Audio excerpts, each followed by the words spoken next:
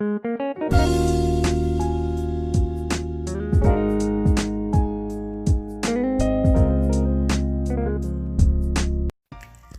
Friends, ഇന്നത്തെ craft ക്ലബിൻ്റെ വീഡിയോയിൽ നമ്മൾ കാണാൻ പോകുന്നത് ഈ ബോട്ടിലാട്ട് പ്രിൻ്റ് എടുക്കാതെ കാർബൺ പേപ്പർ ഉപയോഗിക്കാതെ എങ്ങനെ ബോട്ടിലേക്ക് കോപ്പി ചെയ്യാമെന്നുള്ളതാണ്.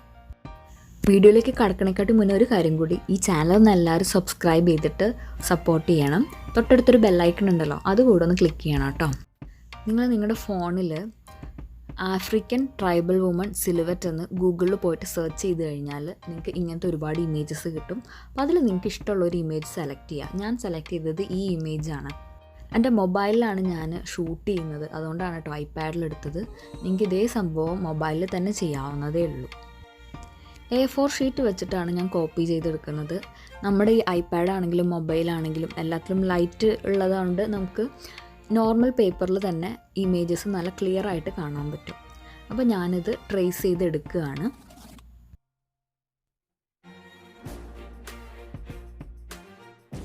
പ്രിൻ്റ് എടുക്കാതെ തന്നെ നമ്മുടെ പിക്ചർ റെഡി ആയിട്ടുണ്ട്.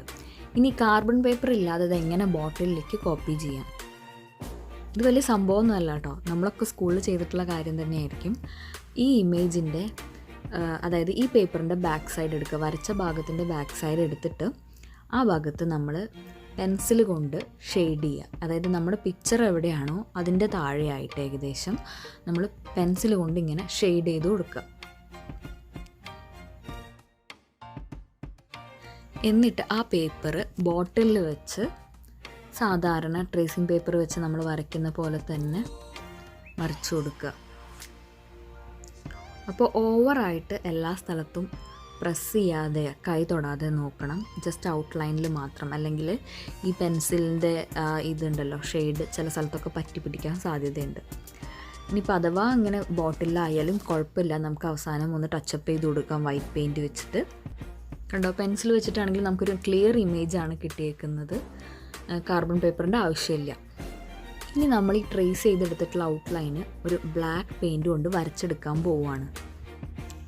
ഞാനിവിടെ ഔട്ട്ലൈൻ വരയ്ക്കാനായിട്ട് 0 നമ്പർ ബ്രഷാണ് യൂസ് ചെയ്തിരിക്കുന്നത്. അപ്പോൾ ഒത്തിരി കട്ടിയുള്ള ബ്രഷ് എടുത്തു കഴിഞ്ഞാൽ നമുക്ക് ഔട്ട്ലൈന് തിന്നായിട്ട് വരയ്ക്കാനൊക്കെ കുറച്ച് പാടായിരിക്കും.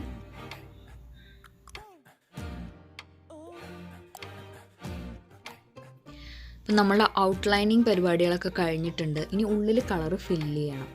അപ്പോൾ ഞാൻ ഈ ദേഹത്തിൻ്റെ ഭാഗത്ത് ഫുള്ള് ബ്ലാക്ക് കളറും ഡ്രസ്സിൻ്റെ ഭാഗത്ത് നല്ല അട്രാക്റ്റീവായിട്ടുള്ള കളേഴ്സുമാണ് കൊടുക്കാൻ ഉദ്ദേശിക്കുന്നത്. ബോഡി ഫുള്ള് നമ്മൾ ബ്ലാക്ക് പെയിൻറ്റ് കൊടുത്തു. ഇനി നമുക്ക് ഡ്രസ്സ് കളർ ചെയ്യാം. അപ്പോൾ ടർബനിന് ഞാനൊരു ഗ്രീൻ കളറാണ് കൊടുക്കുന്നത്. പിന്നെ ഡ്രസ്സിൽ ഓറഞ്ച്, ബ്ലൂ, റെഡ്, യെല്ലോ ഈ കളേഴ്സാണ് യൂസ് ചെയ്യുന്നത്.